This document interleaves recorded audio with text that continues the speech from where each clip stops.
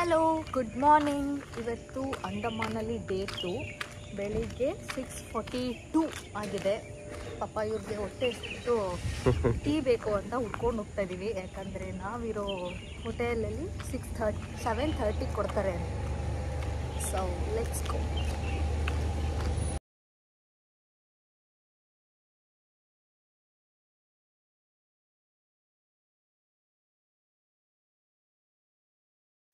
So ನಾವಿರೋ ಹೋಟೆಲಿಂದ ಸುಮಾರು ಸ್ವಲ್ಪ ದೂರನೇ ನಡ್ಕೊಂಡು ಹೋಗಬೇಕು. ಯಾವುದಾದ್ರೂ ಅಂಗಡಿ ಬೇಕು ಅಂತ ಅಂದರೆ ಹಾಗೆ ನಡ್ಕೊಂಡು ಹೋಗ್ತಾ ಇದ್ವಿ. ಬೆಳಗ್ಗೆ ಆಗಿರೋದ್ರಿಂದ ಜಾಸ್ತಿ ಜನ ಇಲ್ಲ.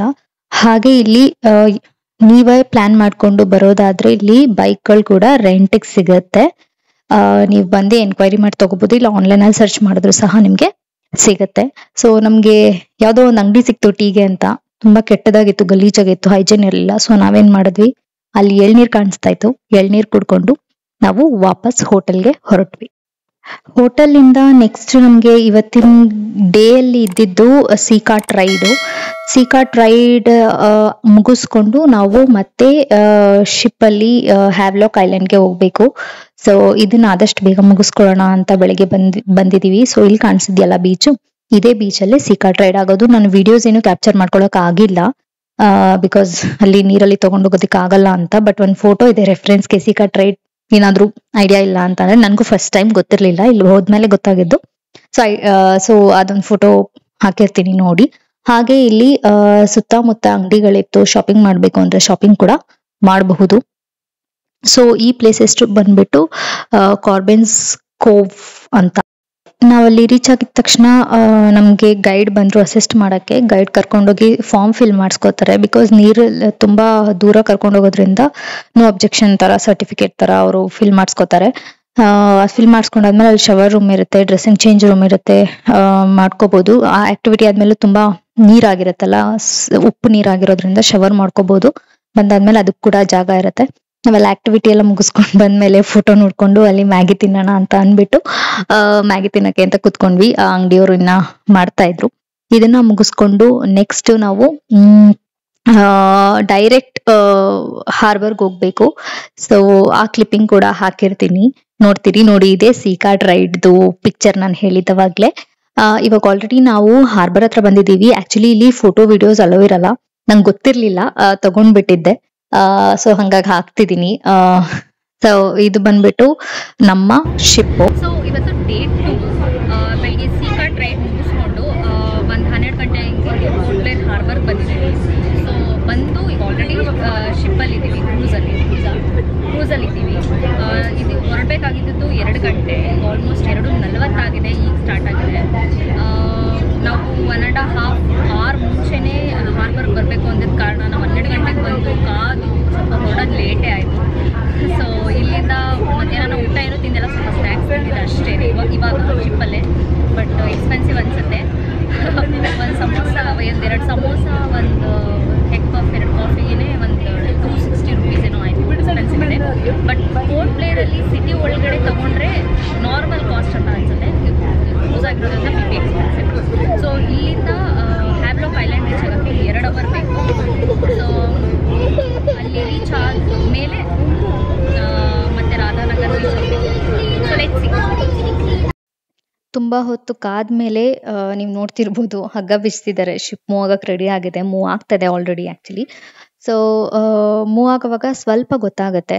ಈ ಸ್ಲೋ ಆಗಿ ಮೂವ್ ಆಗೋ ಟೈಮಲ್ಲಿ ಸ್ವಲ್ಪ ಫೋಟೋಸು ವೀಡಿಯೋಸು ತೊಗೊಂಡ್ಬಿಡೋಣ ಅಂತ ಇಬ್ರು ಸ್ವಲ್ಪ ಫೋಟೋ ವಿಡಿಯೋ ತಗೋತಾ ಇದ್ವಿ. ಸೊ ನನ್ನ ಎಕ್ಸ್ಪೀರಿಯನ್ಸ್ ಹೇಳಬೇಕು ಅಂತ ಅಂದರೆ, ಈವನ್ ನನ್ನ ಹಸ್ಬೆಂಡ್ ಸಹ ಹೇಳಿದ್ದು ಅದೇನೆ. ಮೂವ್ ಆಗೋವಾಗ ಸ್ವಲ್ಪ ಗೊತ್ತಾಗುತ್ತೆ, ಹೋಗ್ತಾ ಹೋಗ್ತಾ ಅಷ್ಟು ಗೊತ್ತಾಗಲ್ಲ. ಏನಾದರೂ ತುಂಬ ದೊಡ್ಡ ಅಲೆಗಳು ಬಂದರೆ ಫೀಲ್ ಆಗುತ್ತೆ, ಚೆನ್ನಾಗಿ ಫೀಲ್ ಆಗುತ್ತೆ. ಬಟ್ ಆದರೆ ತೆಪ್ಪ ನಾರ್ಮಲ್ ಬೋಟಲ್ಲೆಲ್ಲ ನಾವು ಸ್ವಲ್ಪ ಡಿಸ್ಟೆನ್ಸಲ್ಲಿ ಹೋಗ್ತೀವಲ್ಲ, ಅಷ್ಟು ಎಲ್ಲ ಫೀಲ್ ಆಗಲ್ಲ ಇಲ್ಲಿ. So but overall experience was nice.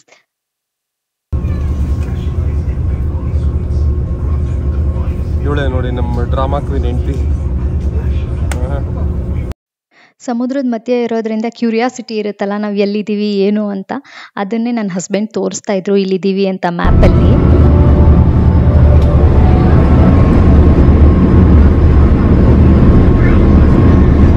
ಎಲ್ಲಿದ್ದೀವಿ ಈಗ? ಇಲ್ಲಿ ಸಮುದ್ರ ಸಮುದ್ರದ ಮಧ್ಯದಲ್ಲಿ. ಸೊ ಇಲ್ಲಿಗೆ ಹೋಗೋದು ನಾವು ಇವಾಗ ಸ್ವರಾಜ್ ದ್ವೀಪಕ್ಕೆ. ಇನ್ನೂ ಅರ್ಧ ದಾರಿ ಬಂದಿದೀವಾ? ಬಂದರೆ ಹೌದು ಮಧ್ಯ ಇದೀವಿ ನೋಡಿ. ಬಟ್ ಗೊತ್ತೇ ಆಗ್ತಿಲ್ಲ ಅಲ್ವಾ? ಗೊತ್ತಾಗ್ತಿಲ್ಲ. ಆ್ಯಕ್ಚುಲಿ ಇಂಡಿಯಾ ಮ್ಯಾಪಿಂದ ಎಷ್ಟು ದೂರ ಇದೀವಿ ಅಂತ ನೋಡಿ. ಇಂಡಿಯಾ ಎಲ್ಲೋ ಇದೆ. ಎಲ್ಲಿದೆ? ಅದೇ ಪಾರ್ಟ್ ಆಫ್ ಇಂಡಿಯಾನೇ, but still south side normal India map ಅಂತ ಅಷ್ಟೇ. ಇಲ್ಲಿಂದ ನಾವು ಹೊರಟಿದ್ದು. ಸೊ ಈ ಕ್ಲಿಪ್ ನೆಸೆಸಿಟಿ ಇತ್ತು ಏನೋ ಗೊತ್ತಿಲ್ಲ, ಬಟ್ ನನ್ನ ಹಸ್ಬೆಂಡು ಅವ್ರ ಫೋಟೋ ತಗೋತಾ ಇದ್ರು, ನಾನು ಬಿಡ್ತಾ ಇರಲಿಲ್ಲ. ಅವ್ರು ತುಂಬ ಕ್ಯೂಟಾಗಿ ಕಾಣಿಸ್ತಾ ಇದ್ರು ಅಂತ ನಾನು ಈ ಕ್ಲಿಪ್ನ ಹಾಕಿದ್ದೀನಿ. ಸೊ ಹಾಗೆ ಸ್ವಲ್ಪ ವ್ಯೂ ಕಾಣುತ್ತೆ. ಇದು ಹೋಗೋವಾಗ, ಶಿಪ್ ಹೋಗೋವಾಗ ನೀರೆಲ್ಲ ಆರುತ್ತಲ್ಲ, ಅದ್ರದ್ದೆಲ್ಲ ಬಿದ್ದಿರೋದದು, ಮಳೆ ಏನೂ ಬರ್ತಾ ಇಲ್ಲ. ಹಾಗೆ ಅಲ್ಲಿ ದೂರದಲ್ಲಿ ನೋಡ್ತಿದ್ರೆ ಒಂದು ಐಲ್ಯಾಂಡ್ ಕಾಣಿಸ್ತಿಲ್ಲ, ಎಷ್ಟು ಹಾಗೇನೆ ಚಿಕ್ಕ ಚಿಕ್ಕ ಚಿಕ್ಕ ಚಿಕ್ಕ ಐಲ್ಯಾಂಡ್ ಅಲ್ಲಲ್ಲಿ ಕಾಣಿಸುತ್ತೆ. ತುಂಬಾ ಬ್ಯೂಟಿಫುಲ್ ಆಗಿರುತ್ತೆ ವ್ಯೂ ಮಾತ್ರ. ಸೊ ನಾವು ನಮ್ಮ ಡೆಸ್ಟಿನೇಷನ್ ರೀಚ್ ಆಗಿದ್ದೀವಿ. ನೋಡ್ತಿರ್ಬೋದು ಶಿಪ್ ಒಳಗಡೆ ಕ್ಯೂ ಇದೆ. ಸೊ ಎಲ್ಲ ಕ್ಯೂ ದಾಟ್ಕೊಂಡು ನಮ್ಮ ಲಗೇಜ್ ತಗೊಂಡು ಹೊರಡೋಕ್ಕೇನೆ ಸ್ವಲ್ಪ ಸಮಯ ಆಯಿತು ನಮಗೆ. ಸೊ ಇಲ್ಲಿಂದ ಮತ್ತೆ ನಮಗೆ ಟೂರ್ ಗೈಡ್ ಬರ್ತಾರೆ. ಅವರು ನಮಗೆ ಬುಕ್ ಆಗಿರುವಂತಹ ಹೋಟೆಲ್ ಕರ್ಕೊಂಡೋಗಿ ಏನು ಪ್ಲ್ಯಾನ್ಸ್ ಅನ್ನೋದನ್ನು ಅವರು ಮುಂದೆ ನಮಗೆ ಹೇಳ್ತಾರೆ. ಹಾರ್ಬರಿಂದ ನಮ್ಮ ಟೂರ್ ಗೈಡ್ ಏನಿರ್ತಾರಲ್ವಾ, ಈ ಹ್ಯಾವ್ಲಾಕಲ್ಲಿ ಇರೋಷ್ಟು ದಿನ ಅವರು ಬಂದು ನಮಗೆ ನಮ್ಮ ಕ್ಯಾಬು ಮತ್ತು ಆ ಡ್ರೈವರ್ನ ತೋರಿಸಿ ನಮಗೆ ಕೂರಿಸ್ಬಿಟ್ಟು ಹೋಗ್ತಾರೆ. ಇದು ಹಾರ್ಬರಿಂದ ಇದು ಒಂದು 600 ಮೀಟರ್ ಅಷ್ಟು ಇರ್ಬೋದು. ನಮಗೆ ಗೊತ್ತಿರಲಿಲ್ಲ ಎಷ್ಟು ಹತ್ರ ಇದೆ ಅಂತ, ಇಲ್ಲಾಂದರೆ ನಡ್ಕೊಂಡೇ ಬರ್ತಾ ಇದ್ವಿ. ಸೊ ಕೊನೆಗೂ ಅವ್ರು ನಮ್ಮನ್ನ ಹೋಟೆಲ್ ಹತ್ರ ಕರ್ಕೊಂಡು ಬಂದರು. ಇದರ ಹೆಸರು ಬಂದ್ಬಿಟ್ಟು ಹೇವಿಸ್ ಅಂತ. ಇಲ್ಲಿ ಇದೇನು ನೋಡ್ತಿದ್ದೀರಾ ಅಲ್ವಾ, ಇದು reception or lobby area. Left ಸೈಡ್ಗೆ ಇದು ರೆಸ್ಟೋರೆಂಟ್ ಹೋಟೆಲ್ದು. ನಮ್ಮ ಡೀಟೇಲ್ಸ್ ಎಲ್ಲ ತಗೊಂಡು ಕಲೆಕ್ಟ್ ಮಾಡ್ಕೊಂಡು ಅವರು ನಮಗೆ ರೂಮ್ ಕೀ ಕೊಟ್ಟು ರೂಮ್ನ ತೋರಿಸ್ಕೊಡ್ತಾರೆ. ಆ್ಯಕ್ಚುಲಿ ಇವಾಗ ಆಲ್ರೆಡಿ ಸಂಜೆ ಆಗಿದೆ, ಮೋಸ್ಟ್ಲಿ ಏನೂ ಆ್ಯಕ್ಟಿವಿಟೀಸ್ ಏನೂ ಇರೋದಿಲ್ಲ. ಸೊ ಇದು ಬಂದ್ಬಿಟ್ಟು ರೂಮ್ ಎಂಟ್ರಿ, ಅಂದರೆ ಇಲ್ಲಿ ಹೋಗಿ ಫಸ್ಟ್ ಫ್ಲೋರಲ್ಲಿ ರೂಮ್ ಇದ್ದದ್ದು. ಸೊ ರೂಮ್ ಹೇಗಿರುತ್ತೆ ಏನು ಅಂತ ನಾನು ನೆಕ್ಸ್ಟ್ ಕ್ಲಿಪ್ಪಿಂಗಲ್ಲಿ ತೋರಿಸ್ತೀನಿ. Keep watching. ಸೊ ನಾವು ಇವಾಗ ಪೋರ್ಟ್ ಬ್ಲೇರಿಂದ ಹ್ಯಾವ್ಲಾಕ್ಗೆ ಬಂದಿದ್ದೀವಿ. ಸಂಜೆ 4:52 ಆಗಿಬಿಟ್ಟಿದೆ ಟೈಮು. ಇವತ್ತಿದ್ದ ಆ್ಯಕ್ಟಿವಿಟೀಸು ಮಾಡ್ತಿಲ್ಲ, ಬಿಕಾಸ್ ಇಲ್ಲಿ ಸನ್ಸೆಟ್ಟು ಸನ್ರೈಸು ಬೇಗನೆ ಆಗುತ್ತೆ. ಹಾಗಾಗಿ ಸನ್ಸೆಟ್ ನೋಡೋಕ್ಕಾಗಲ್ಲ. 5 ಗಂಟೆಗೆ ಸನ್ಸೆಟ್ ಆಗೋಗಿರುತ್ತೆ ಅಂತ ಅಂದರೆ ಜಸ್ಟ್ ಇಮ್ಯಾಜಿನ್. ನಿನ್ನೆ ವ್ಲಾಗಲ್ಲಿ ನೋಡಿರ್ತೀರ, ಕತ್ಲೆ ಫುಲ್ಲು 5:30 ಕತ್ಲೆ ಅಂತ ಅನಿಸುತ್ತೆ. 7 ಗಂಟೆ ಎಷ್ಟು ಕತ್ಲೆ ಆಗಿರುತ್ತೆ. ಸೊ ಹಾಗಾಗಿ ಇವತ್ತು ರಾಧಾನಗರಲ್ಲಿ ಸನ್ಸೆಟ್ ನೋಡೋ ಪ್ಲ್ಯಾನು ಕ್ಯಾನ್ಸಲ್ ಮಾಡಿದ್ದಾರೆ. ಇವತ್ತೇನು ಇಲ್ಲ, ಜಸ್ಟ್ ರಿಲ್ಯಾಕ್ಸ್ ಮಾಡೋದು ಹೋಟೆಲಲ್ಲಿ. ಬೇಕಂದರೆ ಪೂಲ್ ಇದೆ, ಪೂಲಲ್ಲಿ ಸ್ವಲ್ಪ ಟೈಮ್ ಸ್ಪೆಂಡ್ ಮಾಡಿ ಡಿನ್ನರ್ ಮಾಡೋದು ಅಷ್ಟೇ. ಹಾಗೆ ರೂಮ್ ಟೂರ್ ತೋರಿಸ್ತೀನಿ ಬನ್ನಿ.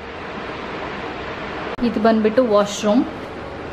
ಆ್ಯಕ್ಚುಲಿ ಚಿಕ್ಕ ಅನ್ನಿಸ್ತು ವಾಶ್ರೂಮು, ಬಟ್ ಕ್ಲೀನ್ ಆ್ಯಂಡ್ ನೀಟಾಗಿದೆ. ಆ್ಯಂಡ್ ಇದು ಶವರು.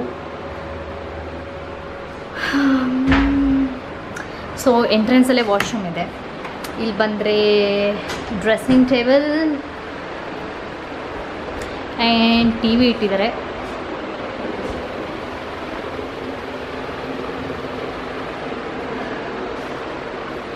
And balcony.